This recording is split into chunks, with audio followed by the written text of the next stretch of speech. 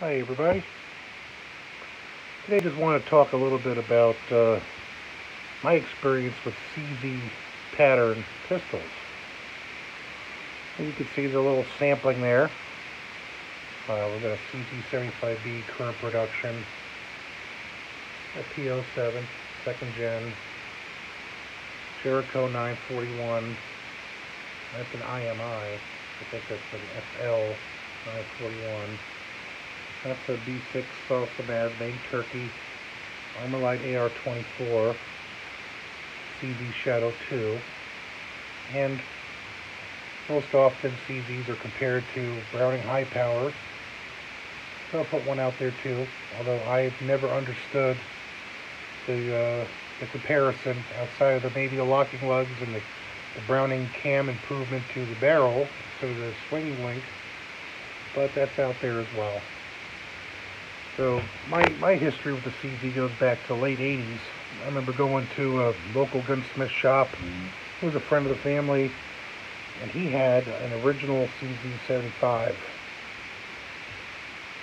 And it was an oddball because it was painted, the crude finishes of Czechoslovakia under communist rule at the time. It was a real working man's tool, but it was instantly love at first sight.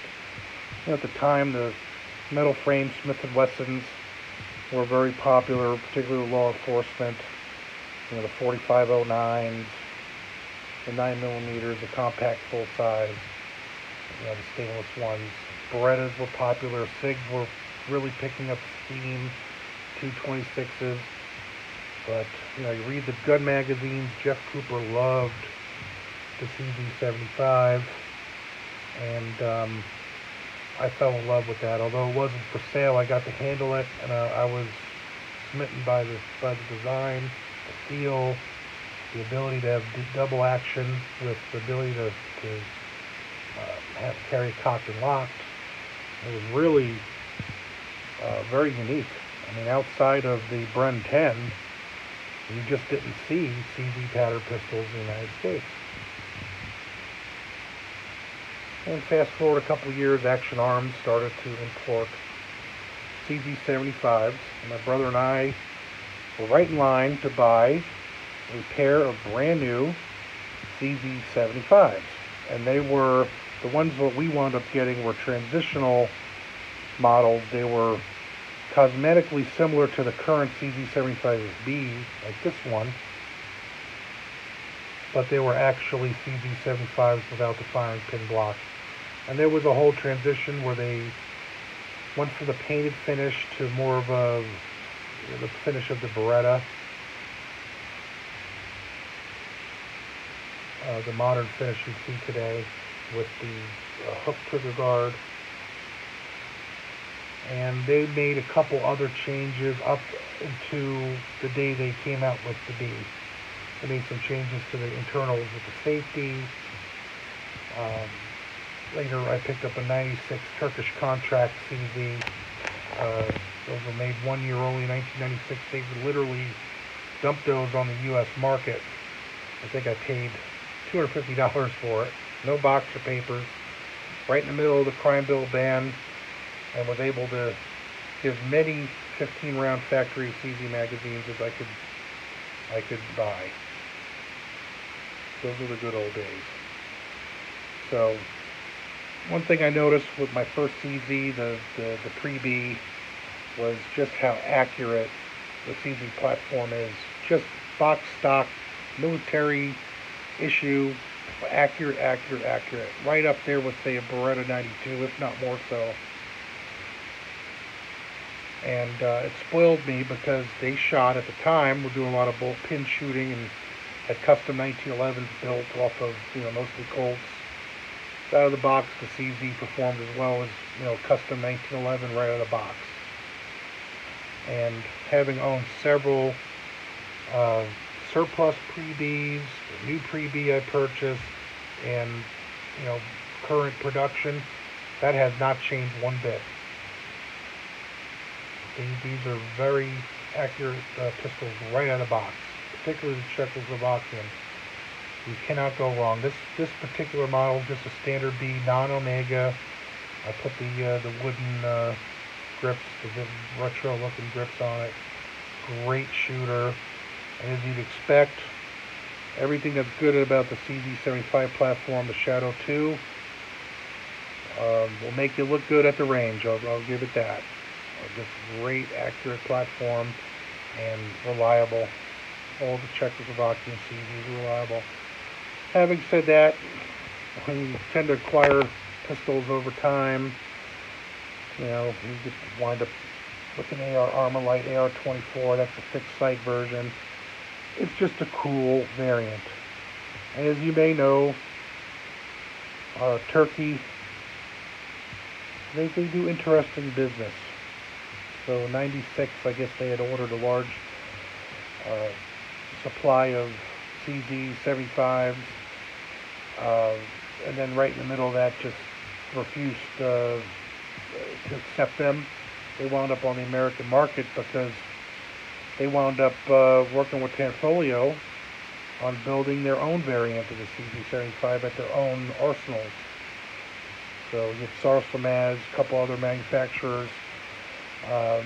This was pretty much the result. Tanfolio, all under the hood. The revised short mainspring looks like a Smith & Wesson J-frame return spring, where the CZs still maintain the full-size hammer strut system. But this is unique because it's a forged frame. CZs tend to be cast, even back in the old days. And unique cosmetics. Little SIG P210-ish, particularly back here.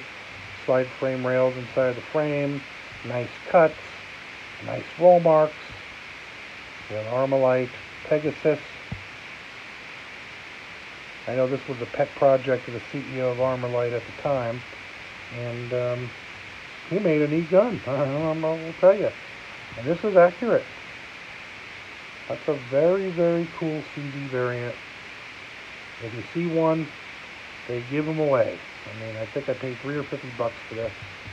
I can't think of a better forged frame, high quality CZ variant that you could pick up than the Armalite AR-24, outside of an original CZ. Some of the other CZ variants you just tend to pick up. This was at the local gun shop.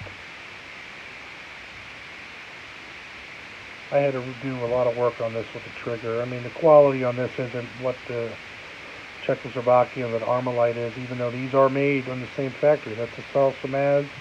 AR-24 is a Sarsamaz.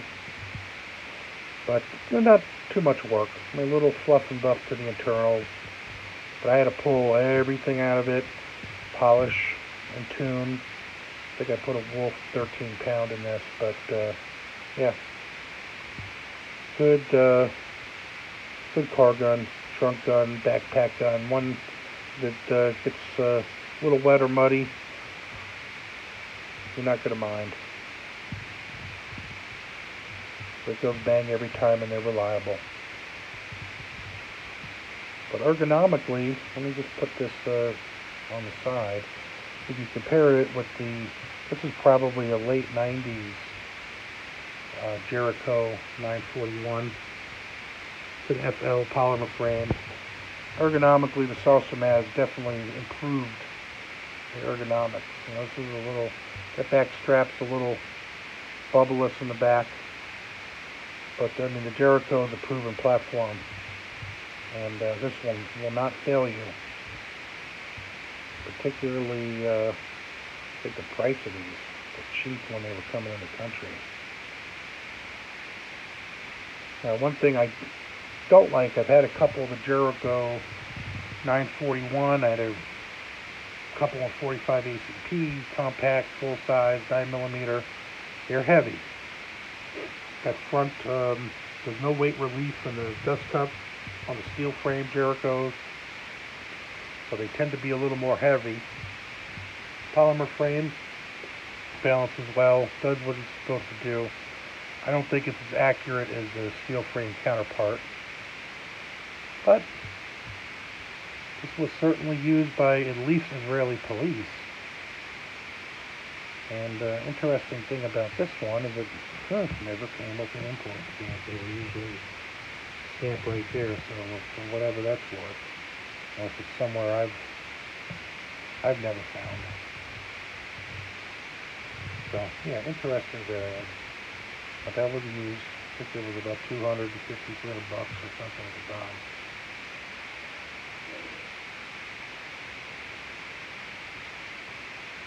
And recent acquisition, I tell you, I really like what CZ is doing these days. I mean, this is a great shooting pistol, the PO7.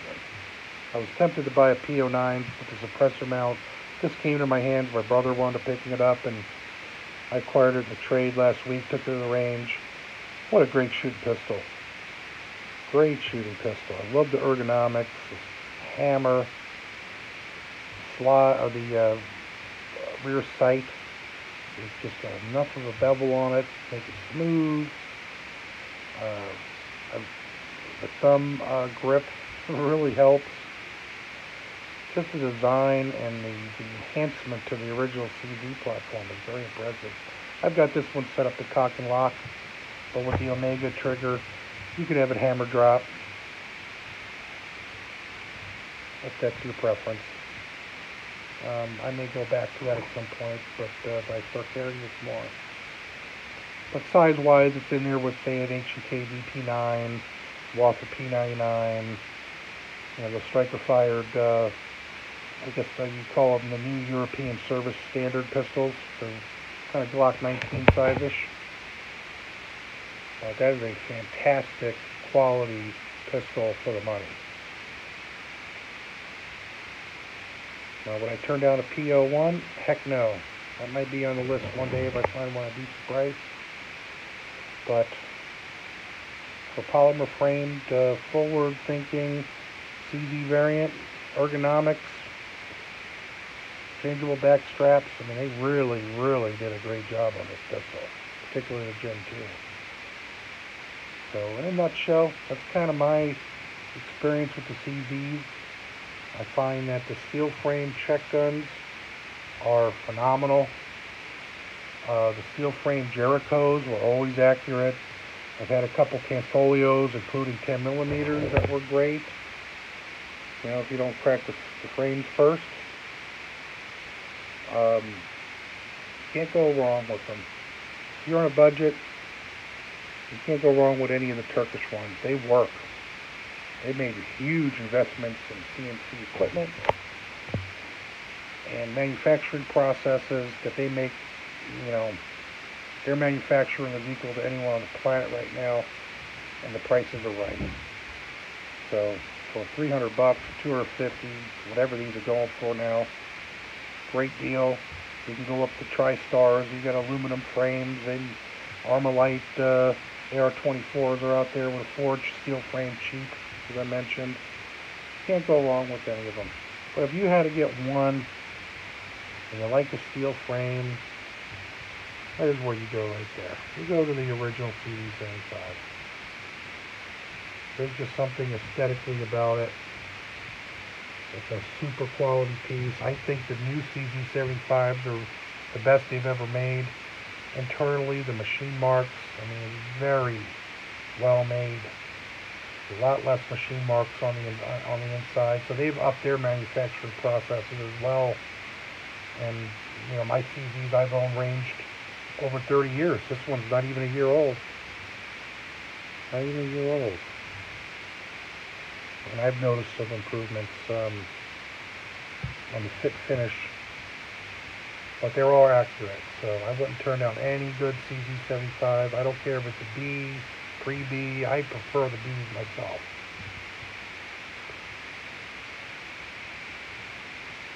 And then a good old venerable high power. This one's made in the early 60s. It's one of those Argentinian police guns that came in the early to mid 90s. But that's a good example of a contract Belgian high power. You know, that supplied the world with the internal extractor. Most of the militaries in the world would have gotten something along these lines. Well, that's it in a nutshell. Hope you enjoyed the video. Have a good one.